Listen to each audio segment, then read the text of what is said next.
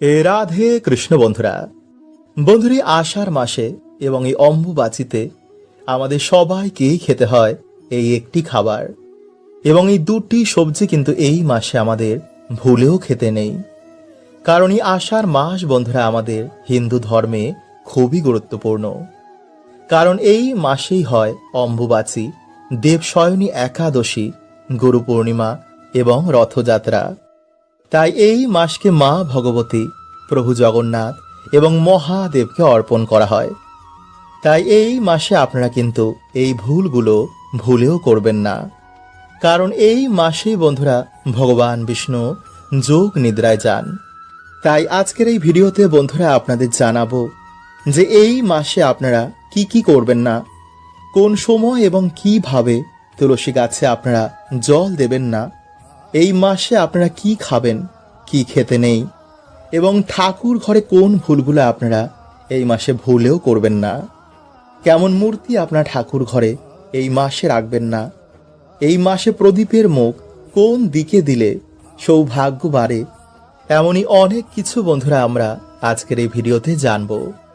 তাই অবশ্যই বন্ধুরা আপনারা কিন্তু ভিডিওটি পুরো দেখবেন। বন্ধুরা, বাস্তুশাস্ত্রের অনুসার আমাদের বাড়িতে সব থেকে প্রমুখ জায়গা হচ্ছে ঠাকুর ঘর। এই স্থান থেকেই বন্ধুরা আমাদের পুরো বাড়িতে পজিটিভ ঊর্জা প্রবেশ করে। তাই বন্ধুরা এই বিষয়ে আমাদের কিছু নিয়ম অবশ্যই পালন করা উচিত। কিন্তু বন্ধুরা আমরা না জেনে এমন কিছু ভুল করে ফেলি যার প্রভাব এসে আমাদের পুরো বাড়িতে পড়ে, যার জন্য আমরা ঠিক মতন পুজোর ফলও পাই না। তাই এর জন্য বন্ধুরা আমাদের ঠাকুর ঘরের বিষয়ে কিছু বাস্তু নিয়ম অবশ্যই পালন করা উচিত। তাই চলুন বন্ধুরা এবার আমরা জেনে নিই যে ঠাকুর ঘর সম্বন্ধে কিছু বাস্তু নিয়ম। তো নমস্কার বন্ধুরা, আমি রাজু, আর আমাদের চ্যানেলে আপনাদের স্বাগত। তার আগে বন্ধুরা ভিডিওটি একটি লাইক করে কমেন্টে হর হর মহাদেব ও জয় শ্রীকৃষ্ণ অবশ্যই লিখুন। নাম্বার 1, বন্ধুরা সবার প্রথমে আমরা যে ভুলটি করে ফেলি তা হচ্ছে আমরা স্নান না করি আমাদের ঠাকুর ঘরে প্রবেশ করে ফেলি, বা প্রত্যেক দিন আমরা ঠাকুর ঘর পরিষ্কার করি না। নাম্বার 2, বন্ধুরা আমাদের ঠাকুর ঘরের দরজা যেন দক্ষিণ দিকে কখনোই না হয়। কারণ বন্ধুরা এই দিক যমরাজের দিক বলা হয়। এই দিকে ঠাকুরের মুখ বা প্রদীপের মুখও যেন বন্ধুরা এই দিকে না হয়। নাম্বার 3, বন্ধুরা বাড়িতে মা দুর্গা বা কোনো দেবদেবীর যেন রুদ্র মূর্তি রাখবেন না। বাড়িতে মা লক্ষ্মী বা ভগবান শ্রী গণেশের দাঁড়ানো মূর্তিও রাখবেন না। পুজো ঘরে কোনো রকমের কোনো ভাঙা মূর্তি রাখবেন না। নাম্বার 4, ঠাকুর ঘরে বন্ধুরা কোনো রকমের জীবিত বা মৃত ব্যক্তির ফটো রাখবেন না।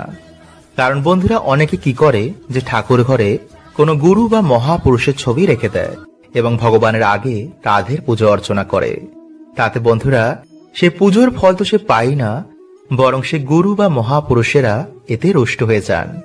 কারণ বন্ধুরা তারা হচ্ছে ঈশ্বরের ভক্ত, তাই সবার আগে তারা চান যে ঈশ্বরের আরাধনা হোক। তাই যেখানে বন্ধুরা আপনাদের মেন ঠাকুর ঘর সেখানে শুধু ঈশ্বরের মূর্তি বা ছবি রাখবেন, এবং সেই মূর্তিটি যেন বন্ধুরা 4 থেকে 5 ইঞ্চির বেশি না হয়, এবং শিবলিঙ্গ যেন বন্ধুরা বাড়িতে 2 ইঞ্চির বেশি না হয়, এবং বন্ধুরা আপনাদের ঠাকুর ঘরে যেন ভগবান সূর্য নারায়ণ দেবের একটি ফটো বা মূর্তি থাকে। এটি বন্ধুরা আমাদের বাড়ির জন্য খুবই শুভ হয়। কারণ পঞ্চদেবের মধ্যে তিনি একজন। তার কৃপায় বন্ধুরা আমাদের যশ বৃদ্ধি পায়, মান সম্মান বৃদ্ধি পায়, এবং আমাদের শত্রু নাশ হয়। নাম্বার 5, বন্ধুরা ঠাকুর ঘরে এমন মূর্তি রাখবেন না যার ভিতরটা ফাঁপা হয়। এমন মূর্তি রাখবেন যেটি দেখে আপনাদের মনে ভক্তি আসে। ঠাকুর ঘরে ভুলেও আপনারা প্লাস্টিকের বা প্লাস্টার প্যারিসের তৈরি এমন মূর্তি রাখবেন না। নাম্বার 6, বন্ধুরা ঠাকুর ঘরের নির্মাণ যদি আপনারা উত্তর পূর্ব দিকের মাঝখান বরাবর করতে পারেন তো এটি সব থেকে ভালো বলে মানা হয়। এবং বন্ধুরা রান্নাঘর এবং বাথরুম থেকে যেন আপনাদের ঠাকুর ঘর একটু দূরে থাকে। নাম্বার 7, বন্ধুরা আমরা অনেক সময় পুজো করার সময় যে দেশলাই কাঠিটি দিয়ে আমরা ধূপ বা ধুনো ধরাই, সেই কাঠিটি আমরা সেই ঠাকুর ঘরে ফেলে রেখে চলে আসি বা মন্দিরে ফেলে রেখে চলে আসি। এমনকি পুজোর সব জিনিস আমরা ঠিক মতো না গুছিয়েই আমরা বাড়িতে চলে আসি। ভগবানকে যে মালাটা আমরা পরাই পরের দিন আমরা জলে না দিয়ে তা আমরা সেখানেই রেখে দিই। বা অনেকে লাইটার ব্যবহার করে এই ধূপ বা ধুনো ধরানোর জন্য। অনেকে আবার দেশলাই বা পুজোর সমস্ত সামগ্রী খোলাই রেখে দেয়। কিন্তু বন্ধুরা, এগুলো মোটেও উচিত নয়। কারণ বন্ধুরা, আমাদের বাড়ির সব থেকে পবিত্র জায়গা হচ্ছে এই ঠাকুর ঘর। কারণ বন্ধুরা, এই জায়গা থেকে আমাদের বাড়িতে পুরো সারা ঘর জুড়ে পজিটিভ ঊর্জা প্রবেশ করে। সেই জায়গা যত পরিষ্কার পরিচ্ছন্ন রাখবেন ততই বন্ধুরা পজিটিভ এনার্জি এসে আপনাদের বাড়িতে বাস করবে। ভাববেন সেই জায়গায় আপনাদের বাড়িতে ঈশ্বর বাস করেন। বন্ধুরা, তুলসী গাছ প্রত্যেক হিন্দু বাড়িতেই থাকে। শাস্ত্র অনুসার পৃথিবীতে সব থেকে পবিত্র জিনিসের মধ্যে এই তুলসী গাছ অন্যতম। তুলসী গাছ বাড়িতে থাকলে সমস্ত রকম রোগ ব্যাধি, নেগেটিভ এনার্জি, বাস্তু দোষে নাশ হয়ে যায়। তাই এর জন্য বন্ধুরা আমাদের ঋষি মুনিরা প্রত্যেক দিন বাড়িতে তুলসী গাছের পুজো অর্চনা, জল অর্পণ করতে বলেছেন। রোজ যদি কোনো ব্যক্তি তুলসী গাছের পাতা ভগবানের প্রসাদ হিসাবে গ্রহণ করে তো সেই ব্যক্তি বিভিন্ন রকম রোগ ব্যাধি থেকে দূরে সরে যায়। কিন্তু শাস্ত্র বলছে বন্ধুরা যে তুলসী গাছ বাড়িতে লাগানোর সময় বা জল অর্পণ করার সময় আমাদের কিছু নিয়ম মানা উচিত। নইলে বন্ধুরা লাভের থেকে লোকসানই বেশি হয়। আর দুঃখের বিষয় বন্ধুরা, যে কলিযুগে বেশিরভাগ মানুষই বাড়িতে এই ভুলগুলোই করছে। আর তার ফলে বন্ধুরা তারা জেনে না জেনে বাড়িতে সুফলের জায়গায় কুফলই পাচ্ছে। তাই বন্ধুরা আজকের এই ভিডিওতে আপনাদের জানাবো যে তুলসী গাছ নিয়ে কিছু বাস্তু নিয়ম যা আপনাদের প্রত্যেকের কিন্তু জানা প্রয়োজন। তাই ভিডিওটি কিন্তু বন্ধুরা আপনারা অবশ্যই পুরো দেখুন এবং ভিডিওটি বন্ধুরা আপনারা একটি লাইক করে কমেন্টে হর হর মহাদেব ও জয় শ্রীকৃষ্ণ অবশ্যই লিখুন। বন্ধুরা, তুলসী গাছ আমাদের বাড়িতে কখনো দক্ষিণ দিকে লাগাতে নেই এবং বাড়িতে উত্তর দিকে তুলসী গাছ লাগানো সর্বশ্রেষ্ঠ। সকালে স্নান করে তুলসী গাছের পরিক্রমা করায় মানুষের দুর্ভাগ্যের নাশ হয়ে যায় এবং সন্ধেবেলায় তুলসী গাছের গোড়ায় একটি প্রদীপ জ্বালালে বাড়িতে সুখ শান্তি বজায় থাকে। কিন্তু ভুলেও বন্ধুরা আপনারা সন্ধেবেলায় তুলসী গাছের পাতা ভুলেও ছিঁড়বেন না এবং তুলসী গাছের পাতা আপনারা নখ দিয়ে ছিঁড়বেন না। পাতাটিকে 2 আঙ্গুলের মাঝে রেখে তারপর ছিঁড়ে ফেলুন। ভগবান বিষ্ণু বা তার অবতারদেরই আপনারা তুলসী পাতা অর্পণ করবেন।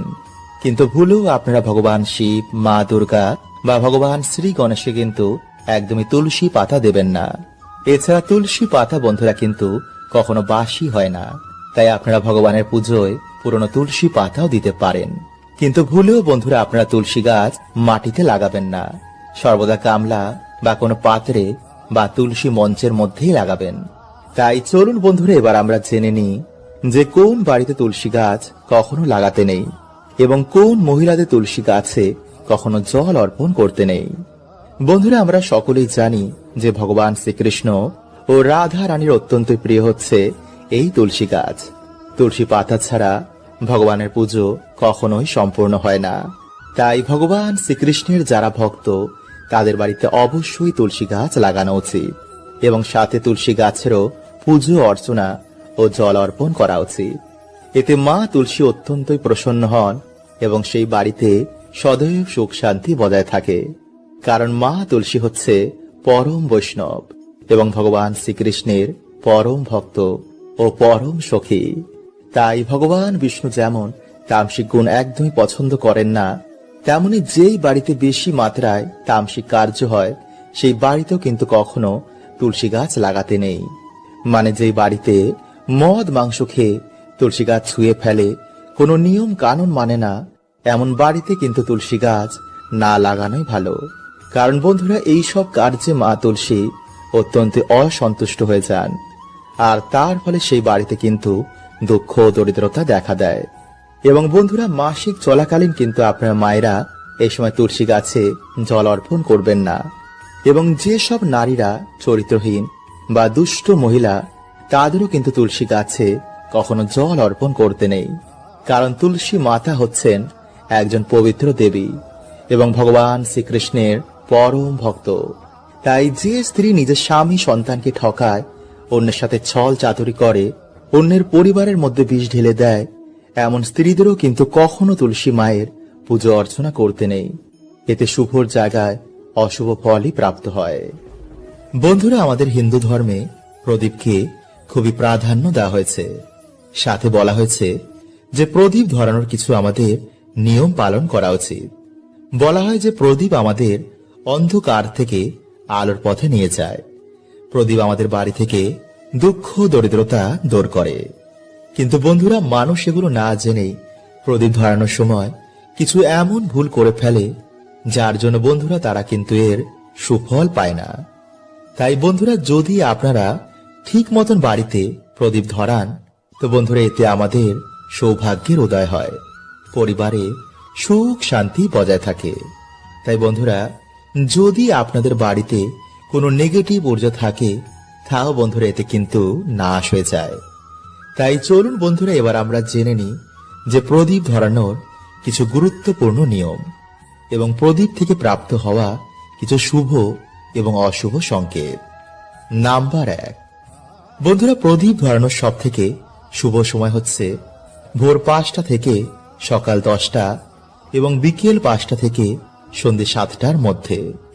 সন্ধ্যেবেলায় বন্ধুরা তুলসী গাছের গোড়ায় এবং বাড়িতে বন্ধুরা একটি যদি প্রদীপ ধরানো যায়, তো বন্ধুরা এতে কিন্তু মানুষের দুর্ভাগ্যে নাশ হয়। যখন বন্ধুরা প্রদীপের আলো ঠাকুরের মূর্তিতে ঠেকে প্রতিফলিত হয়ে আমাদের শরীরে এসে পড়ে, তখন বন্ধুরা সেই তেজ আমাদের দুর্ভাগ্যে নাশ করে দেয়। সাথে বাড়িতে এবং শরীরের বিভিন্ন জীবাণু এতে নাশ হয়ে যায়। নাম্বার 2, বন্ধুরা বাড়িতে আপনারা কখনোই কিন্তু ভাঙা প্রদীপ জ্বালাবেন না।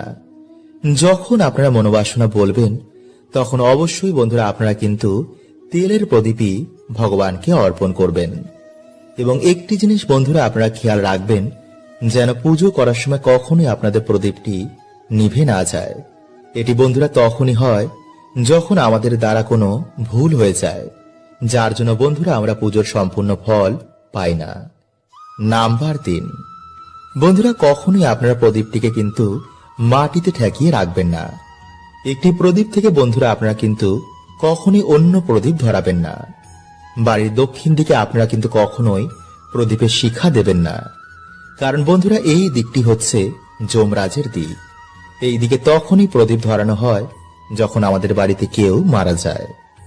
নাম্বার 4, বন্ধুরা পুজো করার সময় হঠাৎই যদি আপনাদের বাড়িতে প্রদীপের আলো বেড়ে যায়, তো বন্ধুরা এটি আমাদের বাড়িতে সুখ শান্তি আগমন হওয়ার আমাদের সংকেত দেয়।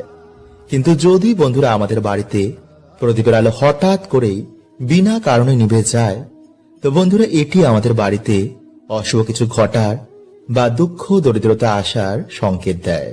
তাই শাস্ত্র অনুসার বন্ধুরা সর্বদা পূর্ব বা উত্তর দিকেই কিন্তু আমাদের প্রদীপের মুখ বা শিখা দেওয়া উচিত। কারণ এই দিকে প্রদীপের মুখ দিলে বাড়িতে সুখ শান্তি বাড়ে, আর্থিক সমৃদ্ধি লাভ হয় এবং বাড়ির সদস্যরা দীর্ঘায়ু হয়। এবং যদি বন্ধুরা আপনারা খুবই সমস্যায় ভোগেন, তো হনুমানজিকে আপনারা সাক্ষী রেখে এই মাসে প্রদীপের মুখ কিন্তু অবশ্যই পশ্চিম দিকেই দেবেন। এছাড়া এই মাসে যেহেতু বন্ধুরা অম্বুবাচী এবং ভগবান বিষ্ণু যোগ নিদ্রায় যান, তাই এই মাসে শুভ কার্য করা নিষেধ, যেমন বিবাহ, গৃহপ্রবেশ, উপনয়ন, বাড়ি গাড়ি কেনা, এমন শুভ কার্য করবেন না। এছাড়া এই মাসে আপনারা পাকা বেল খাবেন না, অধিক তেল মশলাযুক্ত খাবার, আমিষ খাবার, পেঁয়াজ রসুন এবং মদ্যপানও কিন্তু করবেন না। এবং বর্ষার জন্য বন্ধুরা আপনারা শাক এবং সবজি ভালো করে ধুয়ে তারপর খাবেন। বেশি করে আপনারা জল খাবেন এবং জলের পরিমাণ যেই ফলে রয়েছে সেই ফল আপনারা খাবেন। এবং এই মাসে বন্ধুরা আমাদের অবশ্যই কিন্তু আম দুধ খেতে হয়, বিশেষ করে এই অম্বুবাচীর দিন। এছাড়াও লাউ, ঝিঙে, করম চা এবং তেতো খাবার এই মাসে আপনারা অধিক মাত্রায় খাবেন। বন্ধুরা, এই সৃষ্টিতে কোনো জিনিস বিনা কারণে হয় না। প্রত্যেক কিছুর পিছনে কোনো না কোনো কারণ লুকিয়ে থাকে। যেমন এই 4 ধরনের ব্যক্তি সর্বদাই সমস্যার মধ্যে থাকে। তারা এতটাই কষ্ট ভোগ করে যে তাদের মনে প্রশ্ন ওঠে, আমি তো কখনো কারো খারাপ কিছু করিনি, তবে আমার জীবনে কেন ভগবান এত সমস্যা দিচ্ছেন? কি রয়েছে এর পিছনের কারণ? কেন এমন মানুষের ইচ্ছা সর্বদাই অপূর্ণ থাকে? কেন ঈশ্বর তাদের প্রার্থনা শোনেন না? বন্ধুরা, এই সব বিষয়ে আমরা আজকের এই ভিডিওতে আলোচনা করব, তাই অবশ্যই কিন্তু বন্ধুরা ভিডিওটি পুরো দেখবেন। আর কমেন্টে লিখুন হর হর মহাদেব ও জয় শ্রীকৃষ্ণ। বন্ধুরা, 4 ধরনের ব্যক্তিদের ইউনিভার্স চয়ন করে, মানে 4 ধরনের ব্যক্তিরা কোনো মহান উদ্দেশ্যের জন্য এই ধরা ধামে আসেন। কিন্তু দুঃখের বিষয় হলো বন্ধুরা, যে তারা এই বিষয়ে কিছুই জানে না। তাই যদি বন্ধুরা আপনাদের সাথেও ঠিক এমনটাই ঘটে, তো মোটেও আপনি কিন্তু বন্ধুরা কোনো সাধারণ ব্যক্তি নন। হ্যাঁ বন্ধুরা, আসলে যখন আমরা জন্ম নিয়ে এই প্রকৃতির কোলে আসি, তখন আমরা এই মায়াতে পড়ে সব কিছুই ভুলে যাই।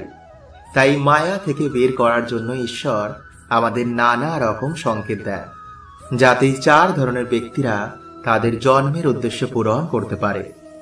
নাম্বার 1, বন্ধুরা ধরুন কেউ ক্লাস 1-এ পড়ে, আবার কেউ গ্র্যাজুয়েশন দিচ্ছে, তো দুজনের পড়া কিন্তু বন্ধুরা মোটেও এক হবে না।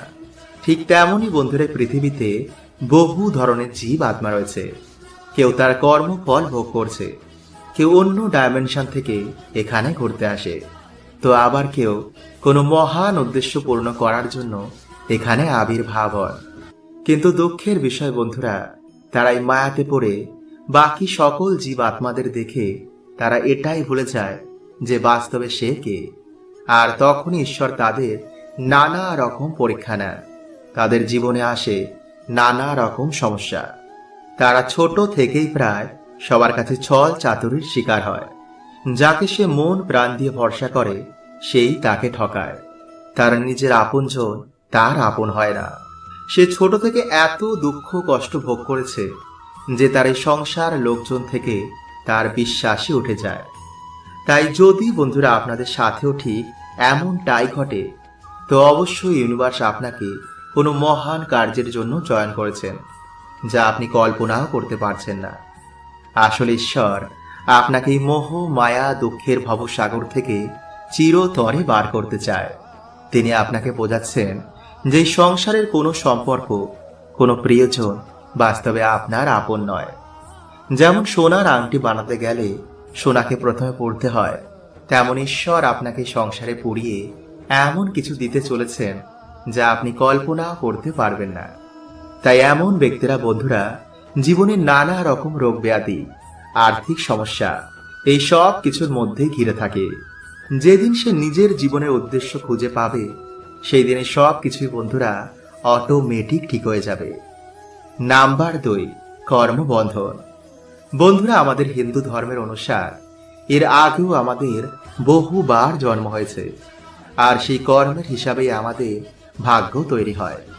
সুতরাং যদি আমরা আগের জন্মে কারোর মনে দুঃখ দিয়ে থাকি, কাউকে কষ্ট দিই, তবে কিন্তু বন্ধুরা আমাদের সেই ফল এই জন্মে ভোগ করতেই হবে। এই ফল থেকে কেউ ছাড় পায়নি, আর কখনো পাবে না। নাম্বার 3, দেব তাদের দোষ। বন্ধুরা, এই কর্মফল পুরো পরিবারকেই ভোগ করতে হয়। ধরুন কোনো পূর্বজের করা কিছু দোষ আমাদের পুরো পরিবারকেই ভোগ করতে হবে। যেমন মানত সম্পন্ন না করা, মন্দিরের দোষ লাগা, অথবা বিভিন্ন কোনো কারণের জন্য কিন্তু বন্ধুরা এমন সমস্যা দেখা দেয়। এমন ব্যক্তিরা জীবনে কখনো কিন্তু উন্নতি করতে পারে না। সর্বদাই পরিবারের সমস্যা, দুঃখ, দরিদ্রতা এগুলো লেগেই থাকে। নাম্বার 4, নেগেটিভিটি বা পিতৃদোষ। বন্ধুরা, যেমনই সংসারে ঈশ্বর রয়েছেন, ঠিক তেমনই সংসারে শয়তানও আছেন, যাকে আমাদের হিন্দু ধর্মে কলি পুরুষ বলা হয়। তিনি কখনো চান না যে একজন ভালো মানুষ জীবনে উন্নতি করুক, কারণ যত মানুষ দুঃখে থাকবে, ততই মানুষ অভিমান করে ঈশ্বর থেকে দূরে সরে যাবে। আর এটাই তো শয়তান চায়। অথবা বন্ধুরা, যদি আপনার পরিবারের কোনো পূর্বজ এখনো মুক্তি না পায়, বা যদি আপনার পরিবারের কেউ কোনো ক্ষতি করে থাকে, তবেও কিন্তু বন্ধুরা এমন সমস্যা পরিবারে দেখা দেয়। তো আজকের মতন বন্ধুরা এতটুকুই। দেখা হবে পরের ভিডিওতে। হরে কৃষ্ণা। ওম নমঃ শিবায়।